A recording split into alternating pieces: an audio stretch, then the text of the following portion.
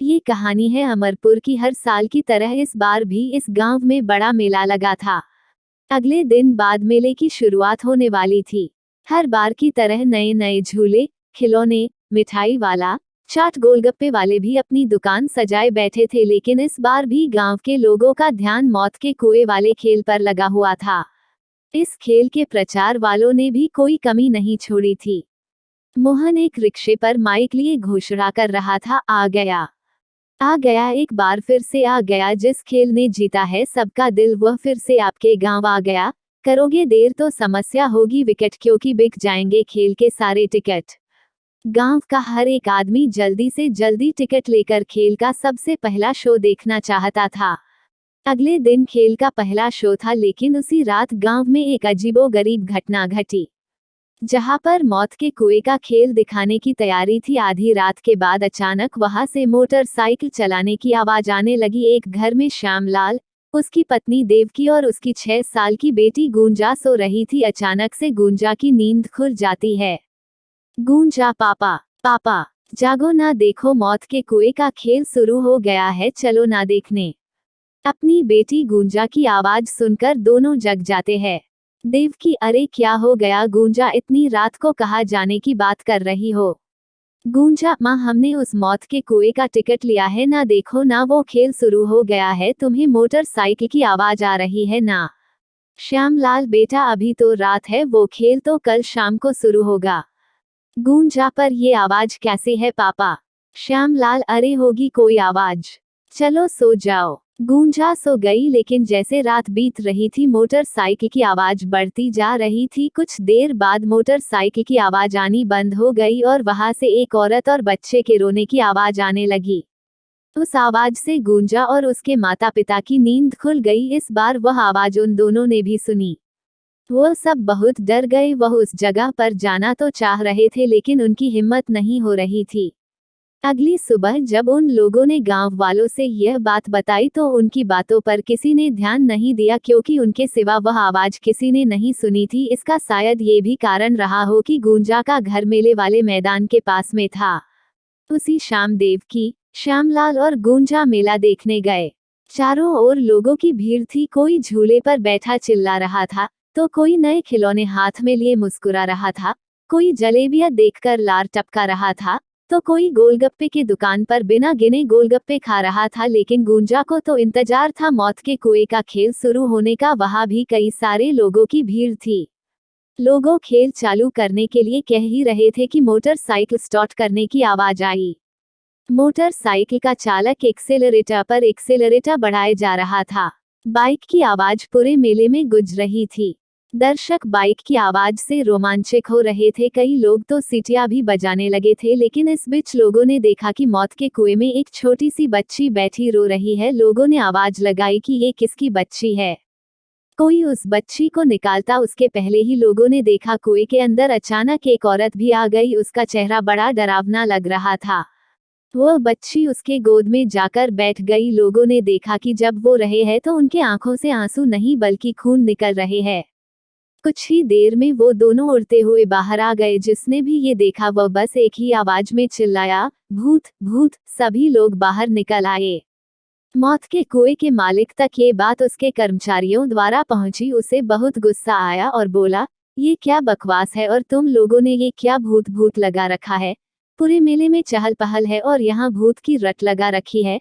लगता है तुम लोगों का काम करने का मन नहीं है, बस मुफ्त की पैसे चाहिए तुम्हें। चलो अगले शो की तैयारी करो। लेकिन अगला शो भी बिल्कुल खाली रहा, क्योंकि ये अफवाह फैल गई थी कि मौत के कुएं में भूत है। अब तो मालिक का गुस्सा 7वें आसमान पर पहुंच गया और सारा गुस्सा अपने स्टाफ पर उतार दिया। उसी रात जब मालिक गहरी नींद में था, तभी उसे तेज तेज बाइक चलाने की आवाज आई। उस आवाज से उसकी नींद खुल गई। वो गुस्से में बड़बड़ाता हुआ गया। वहां पहुंचते ही वह जो देखा उसे अपने आंखों पर विश्वास नहीं हुआ। उसने देखा कि मौत के कुएं में एक आदमी लगातार बाइक चलाए जा रहा है। वह आदमी अपना सिर नीचे कर रखा है। मालिक ने उसे बुलाया, लेकिन मोटरसाइकिल के चालक ने कोई जवाब नहीं दिया। दूसरी ओर ये आवाज आसपास के पूरे गांव वालों को सुनाई दे रही थी। सभी को आश्चर्य हो रहा था कि आखिर इतनी रात को ये आवाज कैसी है। सभी को डर भी लग रहा था, फिर भी कुछ लोगों ने हिम्मत की और गांव के सरपंच जी के साथ में मेले में पहुंचे। गुंजा भी श्यामलाल के साथ वहां पहुंची। वहां उन लोगों ने भी वही दृश्य देखा जो मौत के कुएं का मालिक देख रहा था। वो आदमी अब भी लगातार बाइक चलाए जा रहा था। तभी फिर से वही औरत और बच्ची अचानक से वहां आ गई। सभी गांव वाले उस औरत और बच्ची को गौर से देख रहे थे। तभी जो आदमी बाइक चला रहा था उसके सिर से खून बहने लगा। उसके खून से मौत के कुएं की पूरी दीवार लाल हो गई। कुछ देर बाद वो औरत और बच्ची उसी तरह रोने लगे। अब तो सारे गांव वालों की हालत खराब हो गई। किसी को कुछ समझ नहीं आ रहा था कि आखिर ये लोग है कौन। तभी मौत के कुएं का मालिक फिर से चिल्लाते हुए कहता है, अरे सुन नहीं रहे हो? तुम कौन हो? तुम लोगों को क्यों डरा रहे हो? क्यों तुम मेरे खेल को बदनाम कर रहे हो? मालिक की बात सुनकर बाइक चलाने वाला अपना सिर ऊपर करता है। उसे देखकर मालिक की आवाज लड़खड़ाने लगती है, तुम कहाँ से आ गए विक्रम? तुम तो सरपंच। अरे कौन है ये? तुम इसे जानते हो क्या?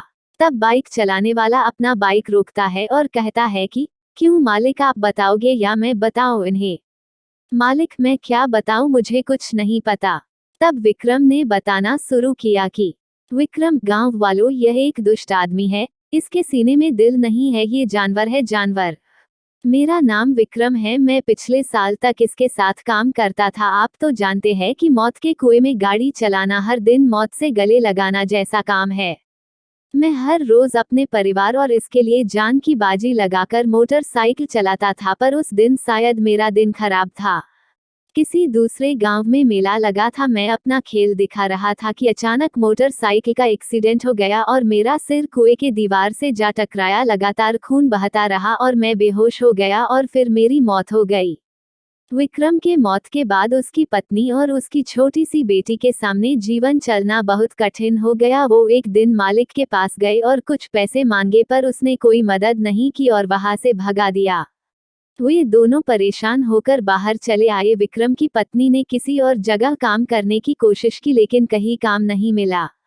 भूखे प्यासे सड़क पर भटकते कई दिन बीत गए और फिर भूख से उन दोनों की भी मौत हो गई।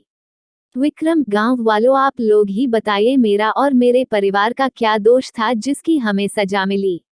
अरे हम तो कलाकार हैं, इसी से हमारी रोजी चलती है, लेकिन कल को कोई हादसा हो जाता है तो मालिक हमें मरने को छोड़ देता है। हम पूरा जीवन आपके खुशी के लिए, आपके मनोरंजन के लिए काम करते हैं और बदले में हमें क्या मिलता है? विक्रम की बात सुनकर गांव वालों ने उस मालिक को मारने के लिए घेर लिया। मालिक, अरे मुझे छोड़ दो, मुझसे गलती हो गई। सरपंच, हम तुम्हें एक ही शर्त पर छोड़ेंगे कि तुम अपने यहाँ काम करने वालों की गारंटी लोगे कि उन्हें कुछ हो गया तो उस परिवार को बेसहारा नहीं छोड़ोगे। अरे आजकल तो बीमा होता है, क्यों नहीं सबका बीमा करवा देते? सरपंच की बात मालिक मान गया। उसने सभी काम करने वालों का बीमा करवाया। विक्रम जीते जी अपने और अपने परिवार के लिए कुछ नहीं कर पाया, लेकिन मरने के बाद अपने साथियों का भविष्य सुरक्षित कर दिया।